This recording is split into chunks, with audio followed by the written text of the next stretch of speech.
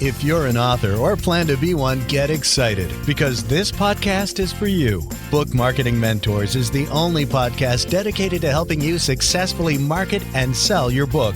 If you're ready for empowering conversations with successful marketing mavens, then grab a coffee or tea and listen in to your host, international best-selling author Susan Friedman. Welcome to Book Marketing Mentors, the weekly podcast where you learn proven strategies, tools, ideas, and tips from the masters. Every week, I introduce you to a marketing master who will share their expertise to help you market and sell more books. Today, my special guest is someone who radiates entrepreneurial energy and possesses unshakable devotion to customer service. Steve Ramona discovered his calling at an early age and is now on a mission to share his secret sauce for success. He thrives on forging meaningful connections, sharing referrals, and watching people flourish. His contagious passion for the law of increase is what makes his podcast, Doing Business with a Servant's Heart, so successful.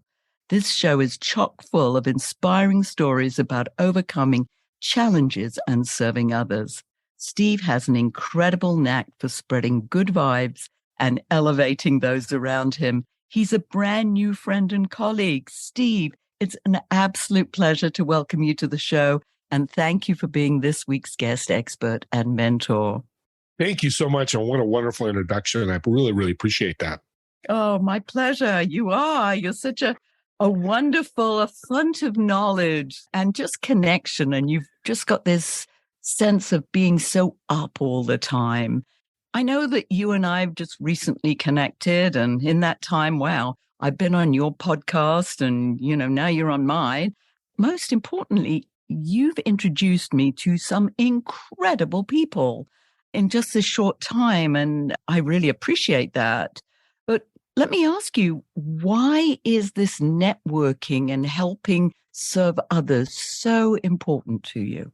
That's a great question. And Susan, thank you for asking. I'm going to start at my very beginning at 17, 18. I just got out of high school and my family started a health club. And my cousin, who was the president, asked me to come aboard and work the front desk. I said, yeah, I wasn't working. Yeah, I don't have to find a job. Okay, great. Jumped in and stayed almost 22 years. I think it's 20 years. But the time that I worked the front desk was magical for networking. And here's why. I'm 18 and there's 40, 50, 60-year-olds walking in the door coming to work out that I would say, hello, Tony. Hey, Debbie. Hey, Joanne. Have a great workout. When they leave, hey, have a great day. Good seeing you. Well, what happens is you see these people regularly 2, 3, 4 times a week. You're going to build relationships and build a network. And I had one gentleman who was a financial guy with multiple millions of dollar clients, just way above my level at my 18, 20 years old. But he used to come say hello and give me tips and talk about finances. And one day he said, hey, kid, I'm going to give you a tip. Are you going to listen? I said, absolutely. You bet, Tony. He goes, read The Wealthy Barber. And this is back in 81, 82. I said, great. He goes, follow that. It's a short book. And what the premise of the book was, take 10% of your income and store it away. Put it in some mutual fund, whatever, and don't touch it. And I did that, told him I started the book, read it, and started. He goes, good. I'd see him every day.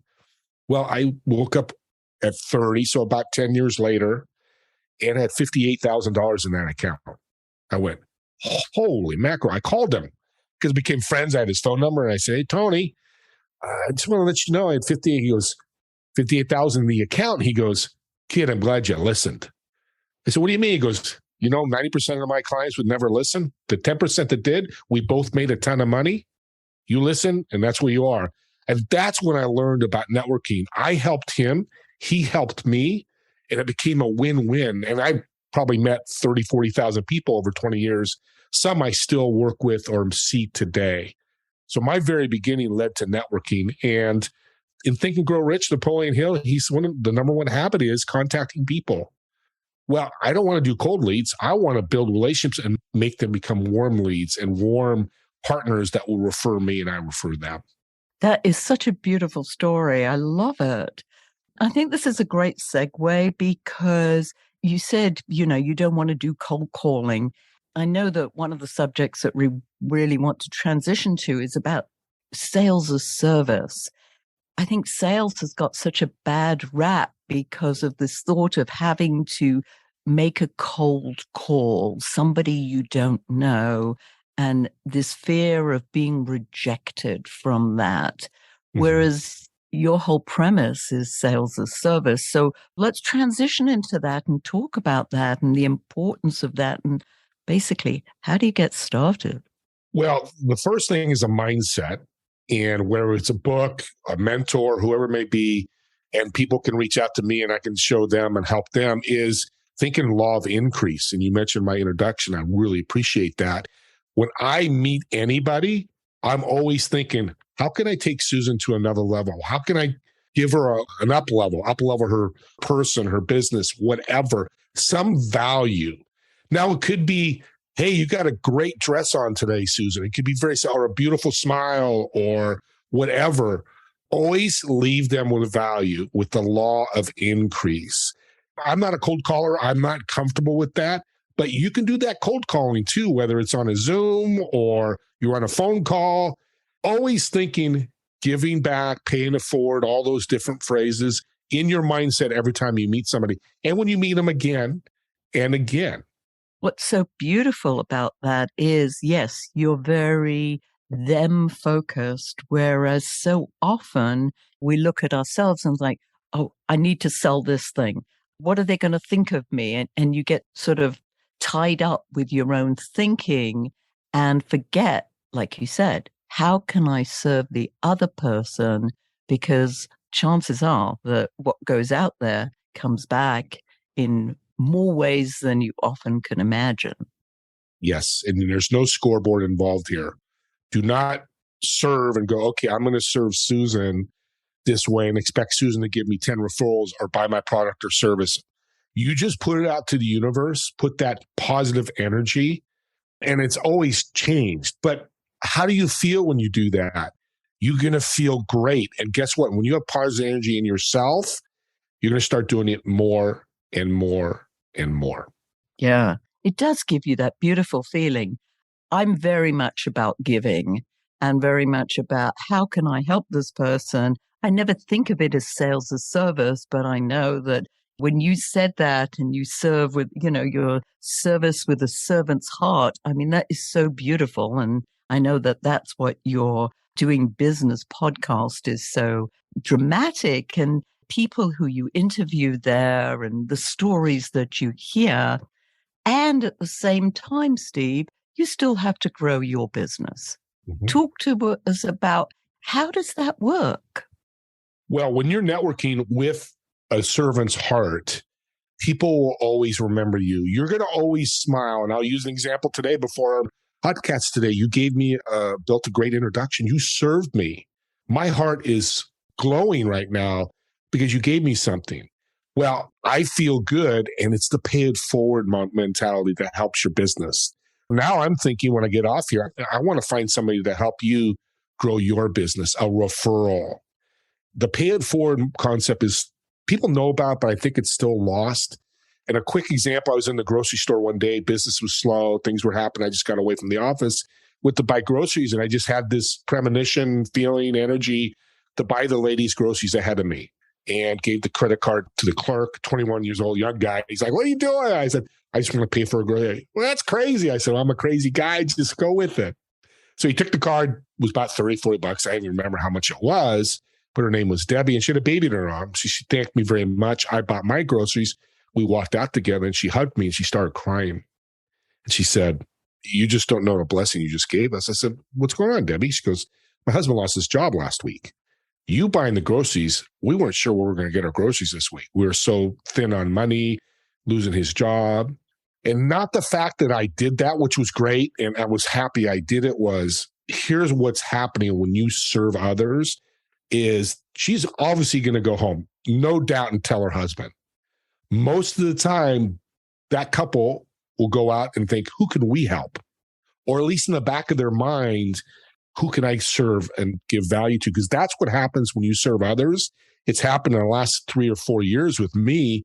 I serve somebody and I'm like, hey, it just happened. I introduced you to somebody and you had a great meeting with them.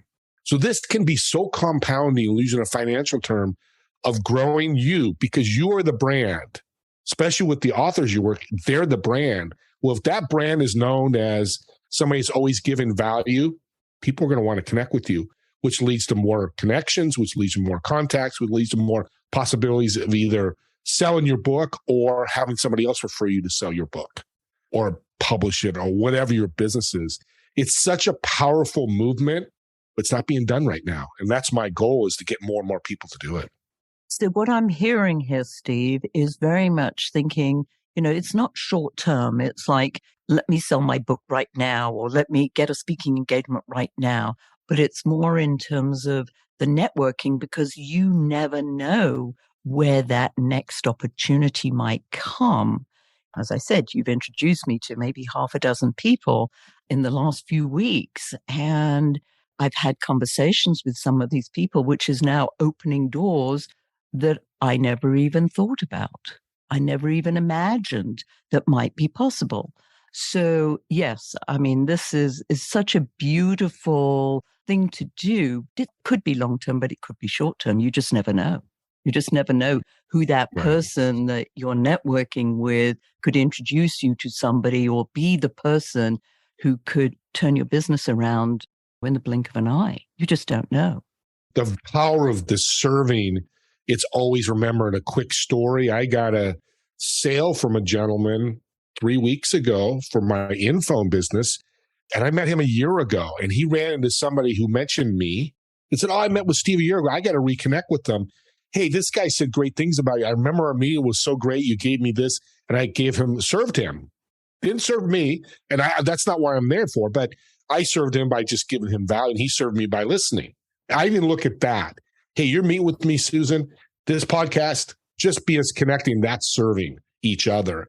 Well, he got to connect with me in a meeting, and he goes, you know what? I got to get this info. And he says, I'm going to sign up because of you. If I didn't serve him a year ago, didn't treat him well, didn't give him some type of value, probably would not have happened. So I love what you're saying, Susan, about the long-term effect. This can go years, like it did at the health club.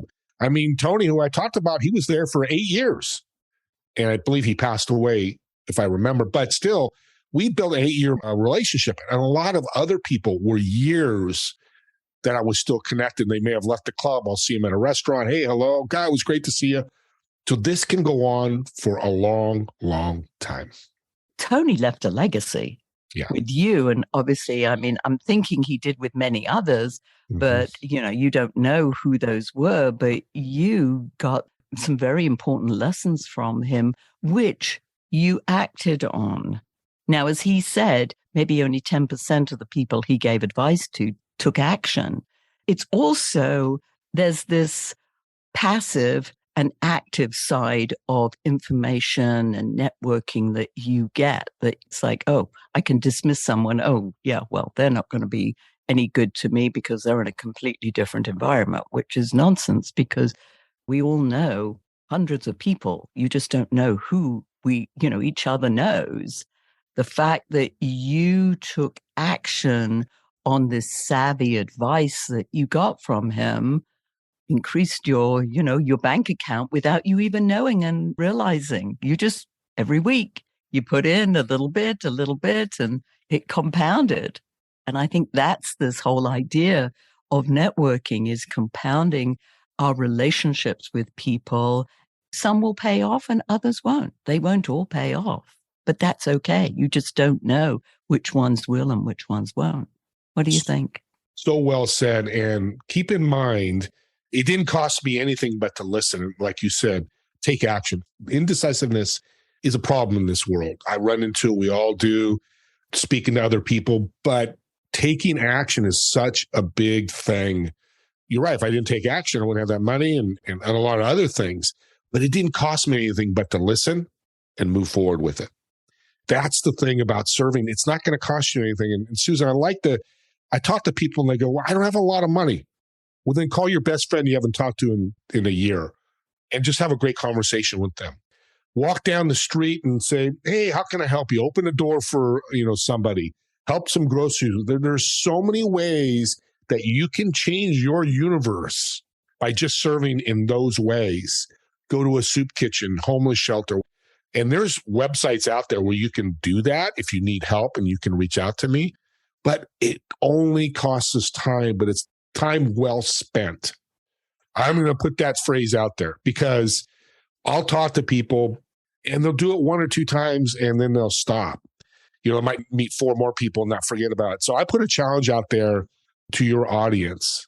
And that challenge is going to be, I want you next week, starting Monday, every person you meet from Monday through Friday, personally or professionally, in your mindset, I want you to think of how you can give value.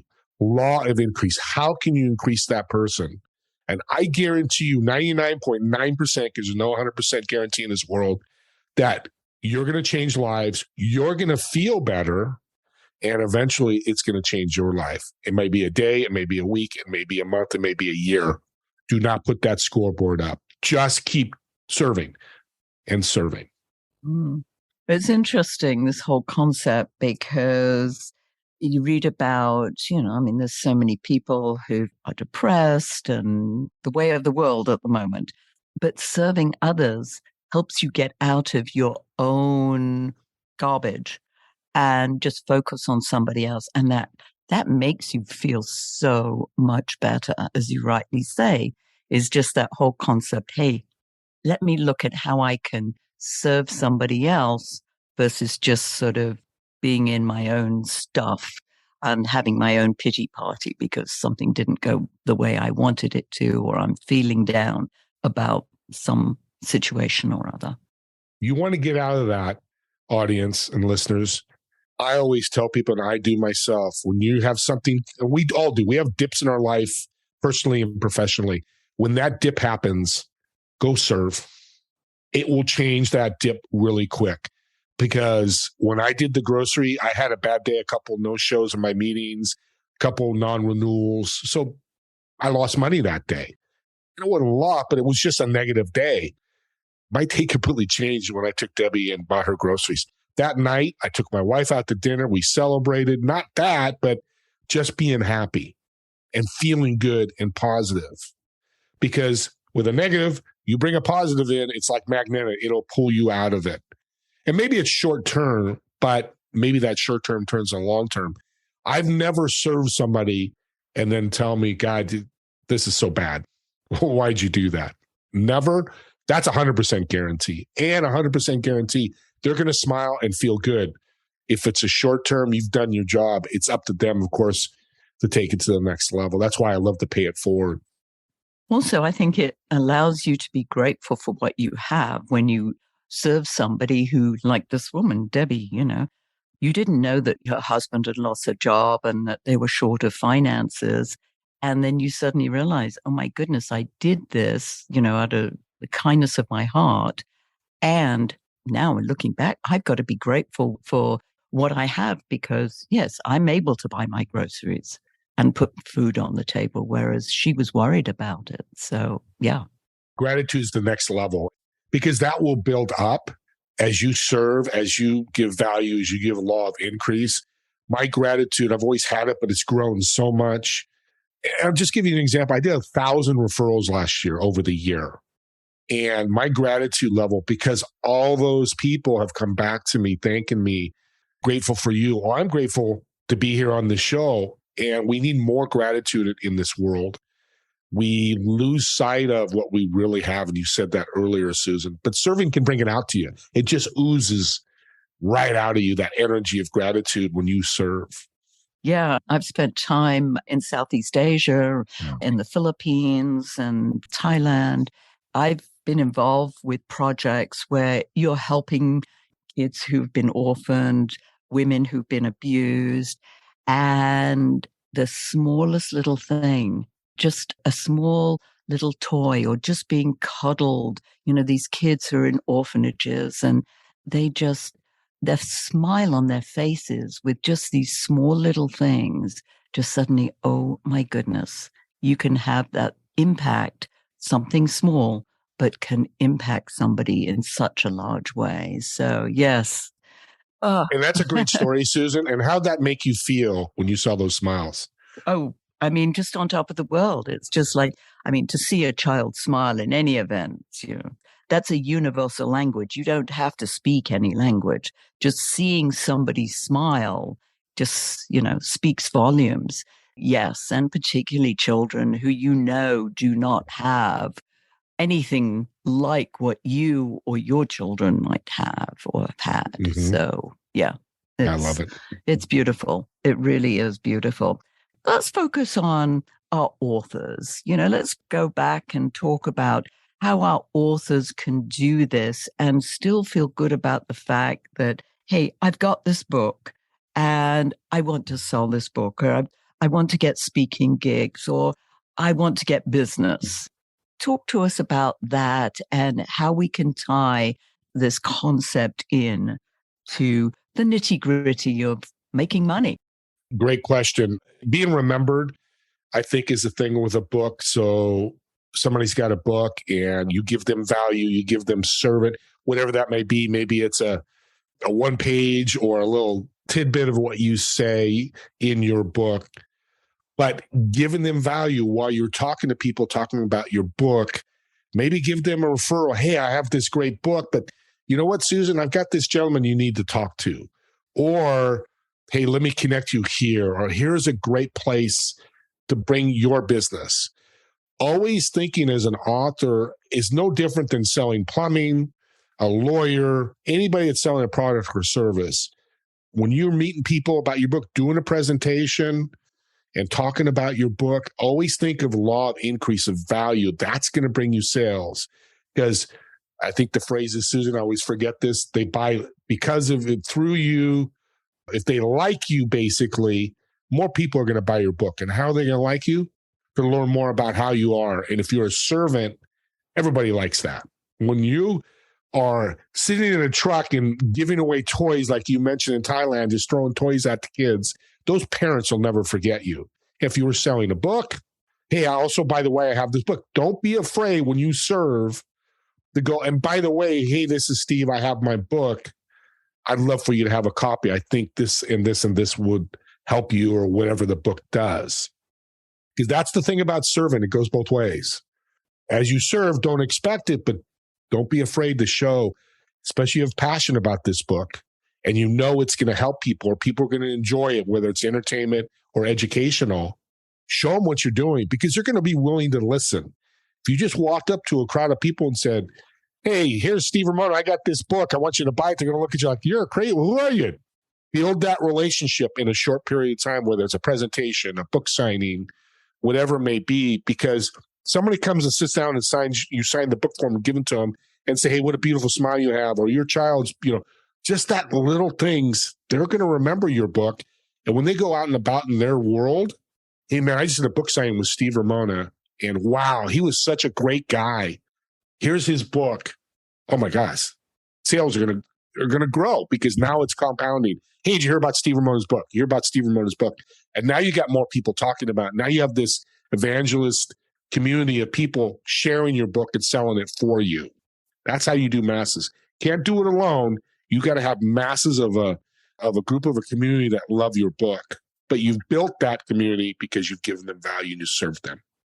So what came to mind as you were saying this is, this whole idea of influence and the buzz about your book. What are your feelings about social media as regard to this whole concept that we've been talking about? It's important. You can serve with social media. It could be, here's something free here, or I'm doing a free workshop about my book, or I'm doing a presentation. But again, just like in person or on Zoom or in social media, write something that's going to give somebody value. You need to reach out to Susan. She's a publisher. And guess what? She's given me some great tips. You need to talk to her. Instead of go see Susan, she's a publisher, she's the best. Just give them value of why they need to reach out to somebody in social media. And I do for my clients, one thing that I serve, all my clients get a shout out on social media. Max Lambright, one of my really good friends now, I'll throw out him in social media. He's a CEO, aspiring CEO. And hey, you need to reach out to him because if you're a CEO, you need to talk to him. Well, I just gave a servant mentality. Any CEO out there that wants to reach out with Max and it's a third party, me talking to him and I put his info link in there, I've done a win-win-win. They're going to click on it. That's going to connect them. And then Max is going to have a new connection who may turn into a new client or a referral. And that's where I see the power. And nobody's doing it on social media. One other guy's doing it, Matt, a friend of mine, he has a networking group and he's shouting out his members. Hey, you need to reach out here. But doing that on social media, I think people will gravitate towards that. And I've seen it more than you got to talk to this guy. He's the greatest. That doesn't spur any emotion to reach out to somebody. Yeah, it's just like saying, hey, read my book, as you said. I wrote a book, read it. Yep. What's it going to do for me? Yep. So, and people are focused on that. You know, what's in it for me? That good old radio station, WIIFM. So, yes. What's in it for our listeners? How can they get in touch with you? How can they find out about the incredible Steve Ramona? Well, thank you, Susan. Yeah, you can reach out to me at my info link. It's inphone.co/SR1, infone.co/SR1. All my contact info's there. And search your favorite podcasting platform, Doing Business with a Servant's Heart. You can also find me on YouTube, Doing Business with a Servant's Heart. Perfect. And I'll put that in the show notes, Steve, in case people are not around to write it down so that they've got it for them. As you know, we always end off our podcast with a golden nugget. I know you've given us many already, but just one more. I love this phrase. I learned it 2-3 years ago. Get better 1% every day. It may be serving something, reading a book, connecting with a mentor, but improve yourself personally and professionally 1% every day. And if you started January 1st, 2023, I know we're not there now. By the end of the year, I think it's 356% you would get better. So if you want to start today, which is April 1st, and April Fool's Day, I'm not fooling you on this one. Start today, get 1% today. We have 8 months. So you're looking about a 220% increase. And guess what happens? Anytime we have increase and we are better, we will grow. 2 things happen. You're going to get more sales, but to me, more important than that, you're going to help other people and serve them. Yes. Oh, this is so inspirational. Thank you, Steve. This has been an absolute pleasure. Thank you for sharing your wisdom and just the beautiful person, you know, who you are. And I really feel that our listeners will get that. It'll come through this interview, that they really grasp what a beautiful soul you are. So thank you. Thank you very much. It's good having you here. Thank you. So listeners, if your book is not selling the way you wanted or expected to, let's you and I jump on a quick call together and brainstorm ways you can ramp up those sales. You've invested a whole lot of time, money, and energy, and it's time you got the return that you were hoping for. Go to brainstormwithsusan.com and schedule your free call. And in the meantime, I hope this powerful interview sparks some ideas you can use to sell more books. So until next week, here's wishing you much book and author marketing success.